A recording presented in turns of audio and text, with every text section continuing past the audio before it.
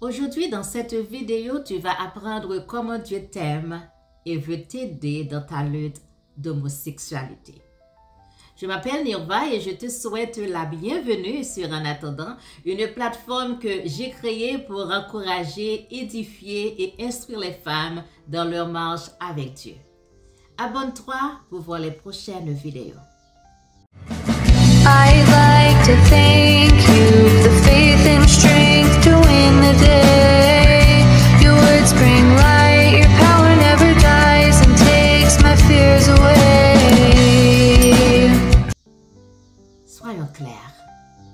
Ton corps n'est pas une collection aléatoire de cellules.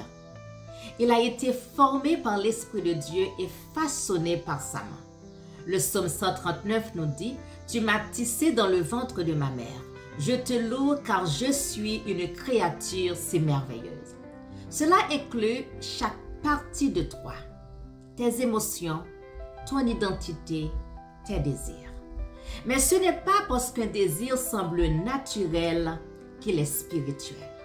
La culture dit « suis ton cœur », mais la Bible dit « le cœur de l'homme est tortueux par-dessus tout ». Jérémie 17, verset 9. La culture dit « sois fidèle à toi-même ». Mais Jésus dit « renonce à toi-même, prends ta croix et suis-moi ». Luc 9, verset 23. Nous ne suivons pas la chair, nous suivons Dieu. Écoute-moi bien s'il te plaît. L'attirance pour les personnes du même sexe est réelle. Ton combat est réel.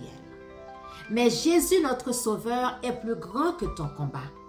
La théologie du corps nous rappelle que nos corps n'ont pas été simplement créés, mais qu'ils ont été créés selon un plan divin. Hommes et femmes, il les a créés. La Bible dit dans Genèse 5, verset 2. Non pas pour nous faire honte, mais pour nous montrer comment notre conception physique reflète une réalité spirituelle. L'union de Christ et de l'Église. Éphésiens 5, versets 31 et 32. Nous ne pouvons pas redéfinir ce que Dieu a déjà déclaré. Quand lui-même, il t'a déclaré femme, tu es femme. Quand il t'a déclaré homme, tu es homme. Quand Dieu fixe des limites à la sexualité, il n'est pas oppressif, il est protecteur. La sainteté ne signifie pas que Dieu nous prive de plaisir, mais qu'il nous invite à quelque chose de plus grand que le plaisir, d'honorer notre corps selon le plan de Dieu. Si tu m'écoutes en ce moment et tu luttes contre tes désirs homosexuels, sache ceci. Jésus t'aime. Il veut t'aider. Il t'accepte comme tu es, mais il ne veut pas que tu restes comme tu es. Quand tu viens à Jésus, comme la Bible dit, quiconque est en Christ devient une nouvelle personne, l'ancienne vie a disparu, une nouvelle vie a commencé. 2 Corinthiens 5, verset 17. Dans cette nouvelle vie, le Saint-Esprit est celui qui t'aide en te libérant des tendances homosexuelles.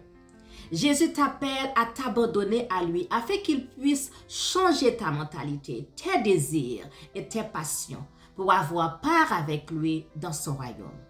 Dieu ne te hait pas, mais il déteste tes comportements qui ne sont pas selon la parole, selon sa parole. Quand il a dit dans Lévitique 18, verset 22, « Tu ne coucheras point avec un homme comme on couche avec une femme. » C'est une abomination. Et aussi, il a dit dans 1 Corinthiens 6, verset 10, que les homosexuels n'hériteront point le royaume de Dieu. Alors ne crois pas au mensonge selon lequel ton identité réside dans ta sexualité. Ton identité est en Christ. Et lorsque tu abandonnes ton corps, ton être tout entier à Jésus, il te renouvelle. Tu es profondément aimé par Dieu. Alors viens, abandonne-toi et vis. Que Dieu te donne la force et le courage de t'abandonner à lui et de savoir qu'il est là pour toi. Il veut t'aider et te sauver. Merci d'avoir regardé la vidéo. Partage-la et abonne-toi. Que Dieu te bénisse et à la prochaine. I'd like to to thank